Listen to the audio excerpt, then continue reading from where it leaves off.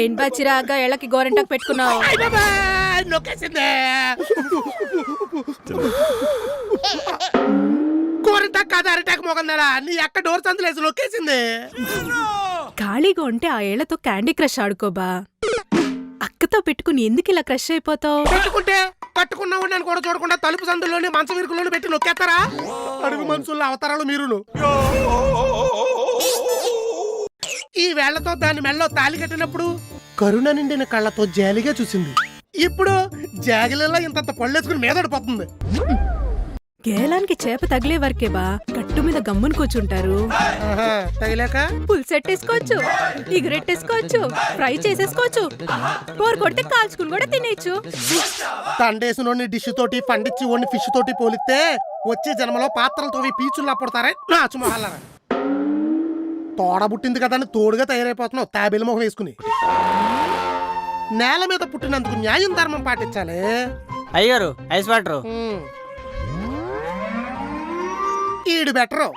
Salary లేటుగా ఇచ్చిన సానుభూతి ఉంది. మగాడు కదా. థ్యాంక్స్. Mansion house.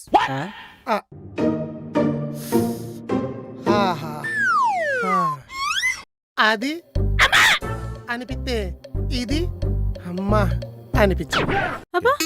కనీసం ఈ ఐస్ వాటర్ కున్న మర్యాద కూడా దాని ఐస్ లో లేదురా. మధ్యలో పెట్టి నొక్కేసింది. కోడి పెట్టేటిన గుడ్ల తలక వేసుకుని. ఆహా, కారణం ఏమైనా ఉందేమో. మారణాయుధాలు లాంటి మనుషులకు కారణాలు ఏముంటాయరా? దారుణాలు చేయడం తప్ప.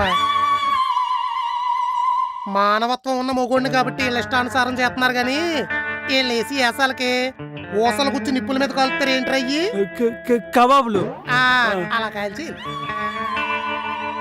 సచ్చాడు. అది ఉంది చూడు. అమాయకత్వం అనే అట్టేసుకున్న ఆటం బొమ్మ. దీని మొహం చూసి ఎవరైనా ఏమనుకుంటారో తెలుసా? మజ్జిగన్నం తినే బుజ్జి పిల్ల అనుకుంటారు. పచ్చినెత్తుర్లో పందరు కలుపుని తాగద్ది. ఇంకా అది ఉంది చూసావా? ఈ ఏళ్ళు నలిపేసింది. దాని కంఫర్ట్ కోసం పక్కోడు చచ్చిపోతున్నా కూడా ఎంత కూడా చెల్లించదు. అంత మంచి సైకో.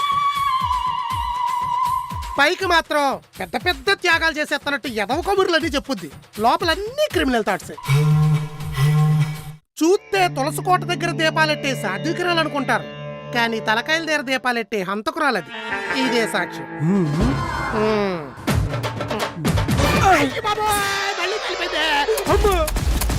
బాగైంది.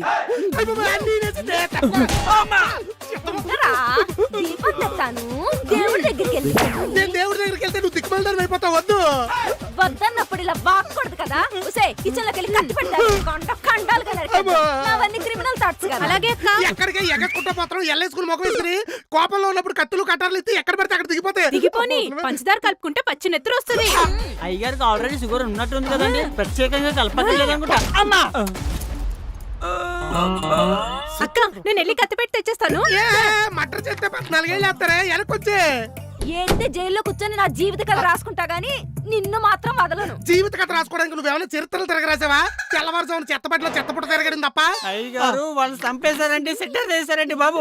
కత్తి పెట్టే పెద్ద షార్ప్ గా లేదే. ఏ టేస్ట్ వేస్ట్ అయిపోద్ది.